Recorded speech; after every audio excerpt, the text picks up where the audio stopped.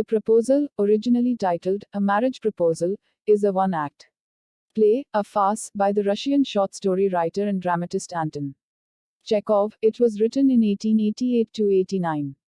The play is about the tendency of wealthy families to seek ties with other wealthy families to increase their estates by encouraging marriages that make good economic sense. Ivan Lomov, a long-time wealthy neighbor of Stepan Chubukov, also wealthy, comes to seek the hand of Chubukov's 25-year-old daughter, Natalia. All three are quarrelsome people, and they quarrel over petty issues. The proposal is in danger of being forgotten amidst all this quarreling, but economic good sense ensures that the proposal is made, after all, although the quarreling perhaps continues. Characters: Stepan Stepanovich Chubukov, a landowner. Natalia Stepanovna, his daughter, 25 years old. Ivan Vasilievich Lomov, a neighbor of Chubukov, a large and hearty, but very suspicious, landowner. A drawing room in Chubukov's house. Lomov enters, wearing a dress jacket and white gloves. Chubukov rises to meet him. Chubukov, my dear fellow, whom do I see? Ivan Vasilievich. I am extremely glad. Squeezes his hand. Now this is a surprise, my darling. How are you? Lomov, thank you, and how may you be getting on? Chubukov, we just get along somehow, my angel, thanks to your prayers, and so on. Sit down, please do. Now, you know. You shouldn't forget all about your neighbors, my darling. My dear fellow, why are you so formal in your get-up? Evening dress, gloves, and so on. Can you be going anywhere, my treasure? Lomov, no, I've come only to see you, honored Stepan Stepanovich. Chubukov, then why are you in evening dress, my precious? As if you're paying a New Year's Eve visit. Lomov, well, you see, it's like this. Takes his arm, I've come to you, honored Stepan Stepanovich, to trouble you with a request. Not once or twice have I already had the privilege of applying to you for help, and you have always, so to speak, I must ask your pardon. I am getting excited. I shall drink some water, honored Stepan Stepanovich.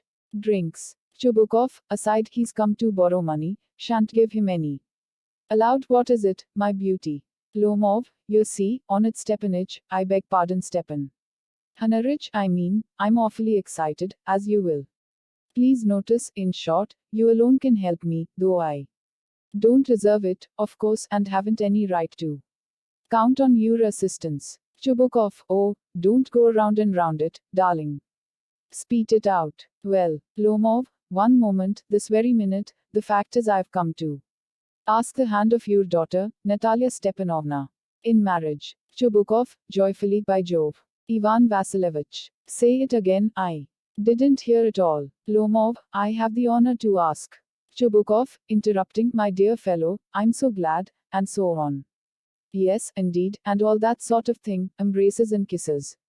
Lomov, I've been hoping for it for a long time. It's been my continual desire, sheds a tear, and I've always loved you, my angel, as if you were my own son. May God give you both his help and his love, and so on, and so much hope. What am I behaving in this idiotic way for?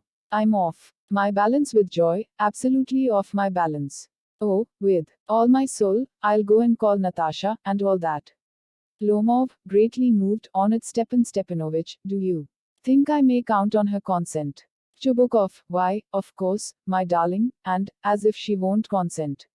She's in love, egad, she's like a lovesick cat, and so on. Shan't be long. Exit. Lomov, it's cold, I'm trembling all over, just as if I'd got an examination before me. The great thing is, I must have my mind made up, if I give myself time to think, to hesitate, to talk a lot, to look for an ideal, or for real love, then I'll never get married. Brr, it's cold. Natalia Stepanovna is an excellent housekeeper, not bad looking, well educated. What more do I want? But I'm getting a noise in my ears from excitement, drinks, and it's impossible for me not to marry. In the first place, I'm already 35, a critical age, so to speak. In the second place, I ought to lead a quiet and regular life. I suffer from palpitations, I'm excitable and always getting awfully upset. At this very moment, my lips are trembling, and there's a twitch in my right eyebrow, but the very Worst of all is the way I sleep. I no sooner get into bed and begin to go off, when suddenly something in my left side gives a pull, and I can feel it in my shoulder and head. I jump up like a lunatic, walk about a bit and lie down again, but as soon as I begin to get off to sleep, there's another pull. And this may happen 20 times. Natalia Stepanovna comes in. Natalia, well, there. It's you, and Papa said, go, there's a merchant come for his goods. How do you do, Ivan Vasilievich Lomov? How do you do, honored Natalia Stepanovna? Natalia, you must excuse my apron and negligee, we're shelling peas for drying. Why haven't you been here for such a long time? Sit down, they seat themselves, won't you have some lunch? Lomov, no, thank you, I've had some already. Natalia, then smoke, here are the matches, the weather is splendid now, but yesterday it was so wet that the workmen didn't do anything all day. How much hay have you stacked? Just think, I felt greedy and had a whole field cut, and now I'm not at all pleased about it because I'm afraid my hay may rot. I ought to have waited a bit, but what's this? Why, you're in evening dress. Well, I never. Are you going to a ball or what? Though I must say you look better. Tell me, why are you got up like that? Lomov, excited, you see, honored Natalia Stepanovna, the fact is, I've made up my mind to ask you to hear me out. Of course you'll be surprised and perhaps even angry. But aside, it's awfully cold. Natalia, what's the matter? Pause. Well, Lomov, I shall try to be brief. You must know, honored Natalia Stepanovna, that I have long, since my childhood, in fact, had the privilege of knowing your family, my late aunt, and her husband, from whom, as you know, I inherited my land, always had the greatest respect for your father. And your late mother, the Lomovs and the Chubukovs, have always had the most friendly, and I might almost say the most affectionate, regard for each other, and, as you know, my land is a near neighbor of yours. You will remember that my oxen meadows touch your birchwoods. Natalia, excuse my interrupting you. You say, my oxen meadows. But are they yours? Lomov, yes, mine. Natalia, what are you talking about? Oxen meadows are ours, not yours. Lomov, no, mine, honored Natalia Stepanovna. Natalia, well, I never knew that before. How do you make that out? Lomov, how? I'm speaking of those oxen meadows which are wedged in between your birchwoods and the burnt mass. Natalia, yes, yes, they're ours. Lomov, no, you're mistaken, honored Natalia Stepanovna. They're mine. Natalia, just think, Ivan Vasilievich. How long have they been yours? Lomov, how long? As long as I can remember. Natalia, really, you won't get me to believe that. Lomov, but you can see from the documents, honored Natalia Stepanovna, oxen meadows, it's true, were once the subject of dispute, but now everybody knows that they are mine. There's nothing to argue about. You see, my aunt's grandmother gave the free use of these meadows in perpetuity to the peasants of your father's grandfather, in return for which they were to make bricks for her. The peasants belonging to your father's grandfather had the free use of the meadows for 40 years, and had got into the habit of regarding them as their own, when it happened that. Natalia, no, it isn't at all like that. Both grandfather and great grandfather reckoned that their land extended to burnt mass, which means that oxen meadows were ours. I don't see what there is to argue about, it's simply silly. Lomov, I'll show you the documents, Natalia Stepanovna. Natalia, no, you're simply joking, or making fun of me. What a surprise. We've had the land for nearly 300 years, and then we're suddenly told that it isn't ours. Ivan Vasilievich, I can hardly believe my own ears. These meadows aren't worth much to me, they only come to 5 deshatins, and are worth perhaps 300 rubles, but I can't stand unfairness. Say what you will, I can't stand unfairness. Lomov, hear me out, I implore you. The peasants of your father's grandfather, as I have already had the honor of explaining to you, used to bake bricks for my aunt's grandmother, now my aunt's grandmother, wishing to make them a pleasant. Natalia, I can't make head or tail of all this about aunts and grandfathers and grandmothers. The meadows are ours. That's all. Lomov, mine. Natalia, ours. You can go on proving it for 2 days on end. You can go and put on 15 dress jackets, but I tell you, they're ours, ours, ours. I don't want anything of yours. And I don't want to give anything of mine, so there. Lomov, Natalia Stepanovna, I don't want the meadows, but I am acting on principle. If you like, I'll make you a present of them. Natalia, I can make you a present of them myself, because they're mine. Your behavior, Ivan Vasilievich, is strange, to say the least. Up to this, we have always thought of you as a good neighbor, a friend. Last year, we lent you our threshing machine, although on that account we had to put off our own threshing till November, but you behave to us as if we were gypsies, giving me my own land. Indeed, no, really, that's not at all neighborly.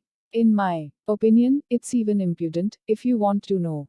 Lomov, then you make out that I'm a land grabber.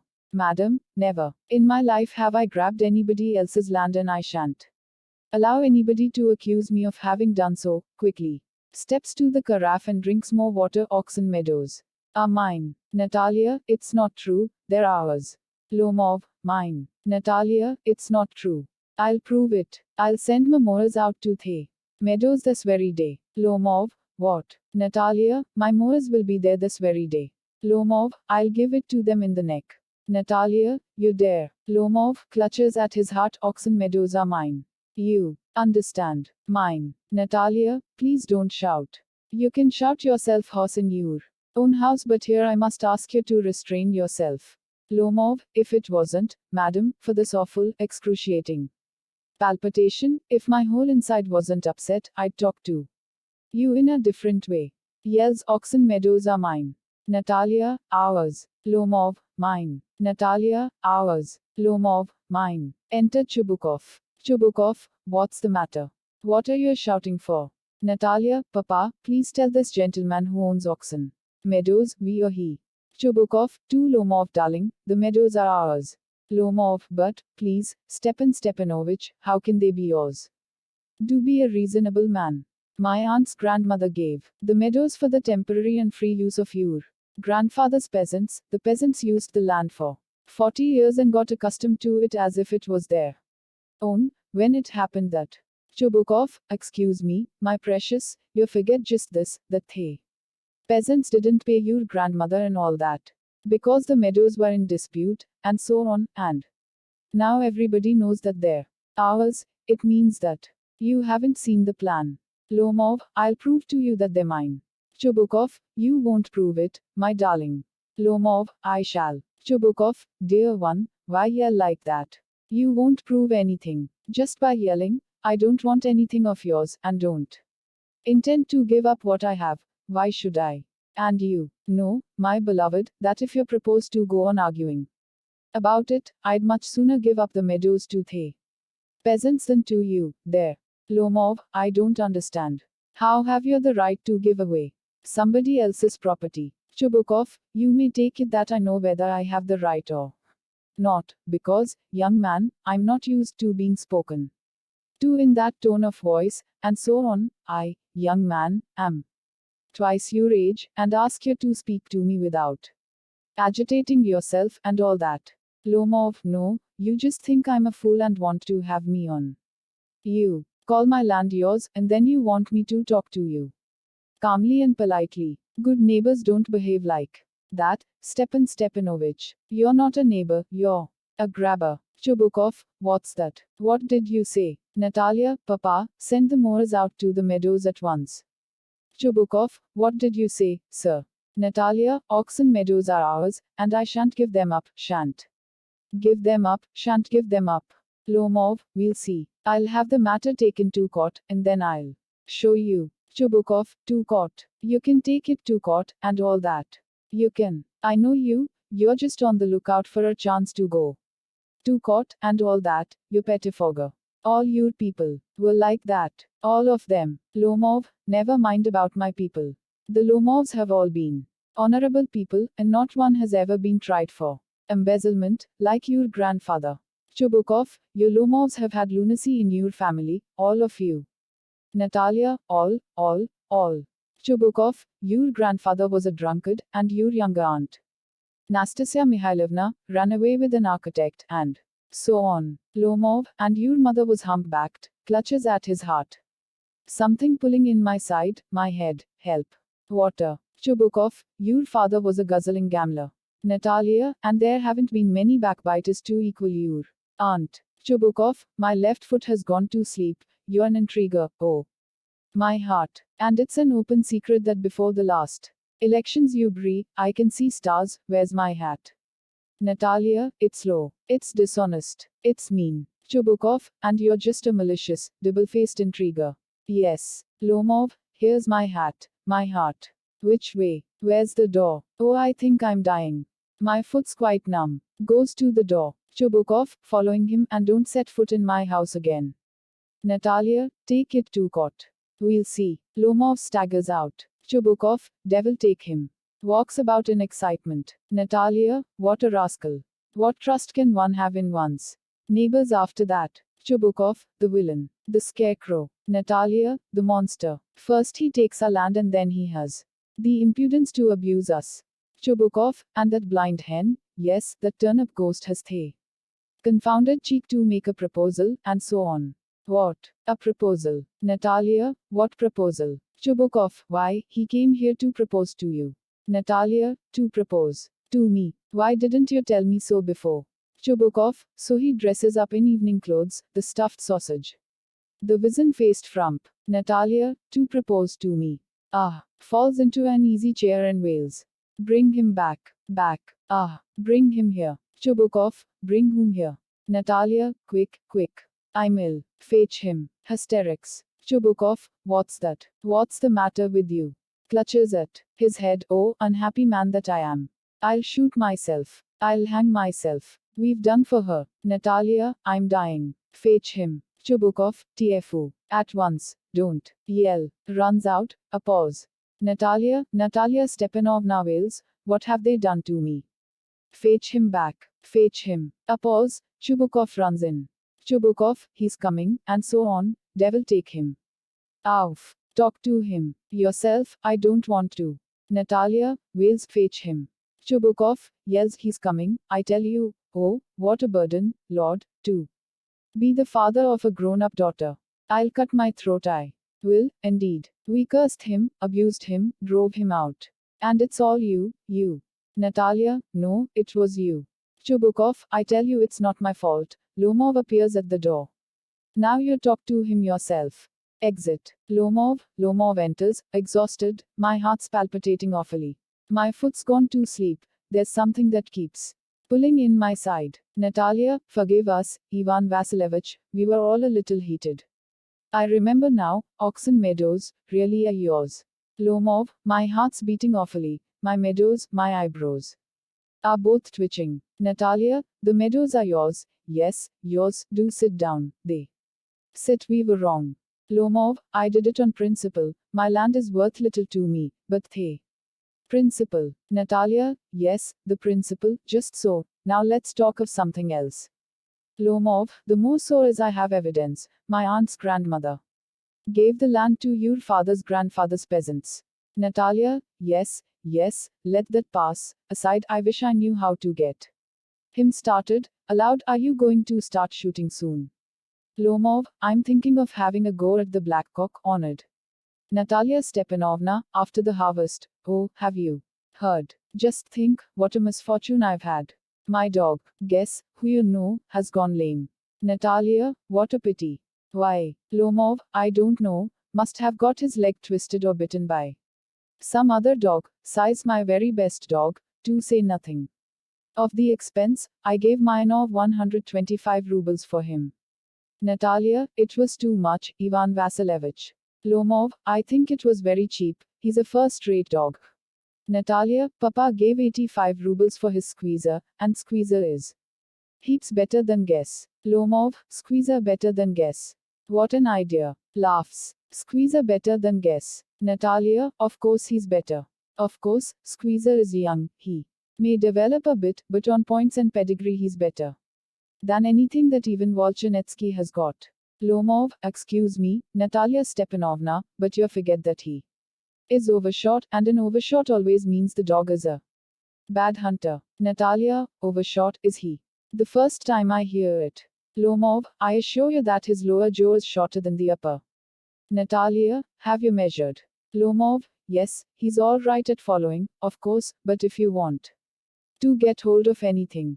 Natalia, in the first place, our squeezer is a thoroughbred animal. The son of harness and chisels while there's no getting at the pedigree of your dog at all, he's old and as ugly as a worn-out cab horse. Lomov, he is old, but I wouldn't take 5 squeezers for him. Why, how can you guess as a dog? As for squeezer, well, it's too funny to argue. Anybody you like has a dog as good as squeezer, you may find them under every bush. Almost, 25 rubles would be a handsome price to pay for him. Natalia, there's some demon of contradiction in you today, Ivan Vasilevich. First you pretend that the meadows are yours, now, that guess is better than squeezer. I don't like people who don't say what they mean, because you know perfectly well that squeezer is 100 times better than your silly guess. Why do you want to say he isn't? Lomov, I see, Natalia Stepanovna, that you consider me either blind or a fool. You must realize that squeezer is overshot. Natalia, it's not true. Lomov, he is. Natalia, it's not true. Lomov, why shout, madam? Natalia, why talk rot? It's awful. It's time your guess was short. And you compare him with squeezer. Lomov, excuse me, I cannot continue this discussion. My heart is palpitating. Natalia, I've noticed that those hunters are you most who know least. Lomov, madam, please be silent. My heart is going to pieces. Shouts, shut up. Natalia, I shan't shut up until you acknowledge that squeezer is 100 times better than your guess. Lomov, 100 times worse. Be hanged to your squeezer. His head, eyes, shoulder. Natalia, there's no need to hang your silly guess. He's half dead already. Lomov weeps, shut up. My heart's bursting. Natalia, I shan't shut up. Enter Chubukov. Chubukov, what's the matter now? Natalia, Papa, tell us truly, which is the better dog, our squeezer or his guess? Lomov, Stepan Stepanovich, I implore you to tell me just one thing, is your squeezer overshot or not? Yes or no? Chubukov, and suppose he is. What does it matter? He's the best dog in the district for all that, and so on. Lomov, but isn't my guess better? Really? Now. Chubukov, don't excite yourself, my precious one, allow me. Your guess certainly has his good points. He's purebred, firm on his feet, has well sprung ribs, and all that, but, my dear man, if you want to know the truth, the dog has 2 defects. He's old and he's short in the muzzle. Lomov, excuse me, my heart, let's take the facts. You will remember that on the Marusinsky hunt my guess ran neck and neck with the Count's dog, while your squeezer was left a whole worst behind. Chubukov, he got left behind because the Count's whipper-in hit him with his whip. Lomov, and with good reason. The dogs are running after a fox when squeezer goes and starts worrying a sheep. Chubukov, it's not true. My dear fellow, I'm very liable to lose my temper, and so, just because of that, let's stop arguing. You started because everybody is always jealous of everybody else's dogs. Yes, we're all like that. You too, sir, aren't blameless. You no sooner begin with this, the turn, the other, and all that. I remember everything. Lomov, I remember too. Chubukov, teasing him, I remember too. What do you remember? Lomov, my heart, my foot's gone to sleep, I can't. Natalia, teasing, my heart. What sort of a hunter are you? You ought to go and lie on the kitchen oven and catch black beetles, not go after foxes. My heart. Chubukov, yes really, what sort of a hunter are you, anyway? You ought to sit at home with your palpitations, and not go tracking animals. You could go hunting, but you only go to argue with people and interfere with their dogs and so on. Let's change the subject in case I lose my temper. You're not a hunter at all, anyway. Lomov, and are you a hunter? You only go hunting to get in with the Count and to intrigue. Oh, my heart. You're an intriguer. Chubukov, what? I am an intriguer. Shouts, shut up. Lomov, intriguer. Chubukov, boy, pup. Lomov, old rat. Jesuit. Chubukov, shut up or I'll shoot you like a partridge. You fool. Lomov, everybody knows that. Oh, my heart, your late wife Used to beat you, my feet, temples, sparks, I fall. I fall. Chubukov, and you're under the slipper of your housekeeper. Lomov, there, my heart's burst. My shoulders come off. Where is my shoulder? I die, falls into an armchair. A.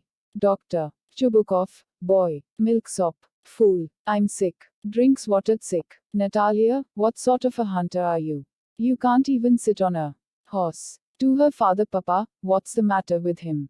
Papa, look, Papa, screams Ivan Vasilievich. He's dead. Chubukov, I'm sick. I can't breathe. Air. Natalia, he's dead. Pulls Lomov's sleeve. Ivan Vasilievich. Ivan Vasilievich, what have you done to me? He's dead. Falls into an armchair. A doctor. A. Doctor. Hysterics. Chubukov, oh, what is it? What's the matter? Natalia, wails, he's dead, dead.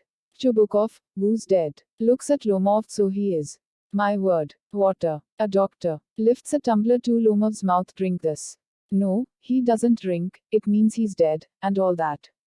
I'm the most unhappy of men. Why don't I put a bullet into my brain? Why haven't I cut my throat yet? What am I waiting for? Give me a knife. Give me a pistol. Lomov moves, he seems to be coming round. Drink some water. That's right. Lomov, I see stars, mist, where am I?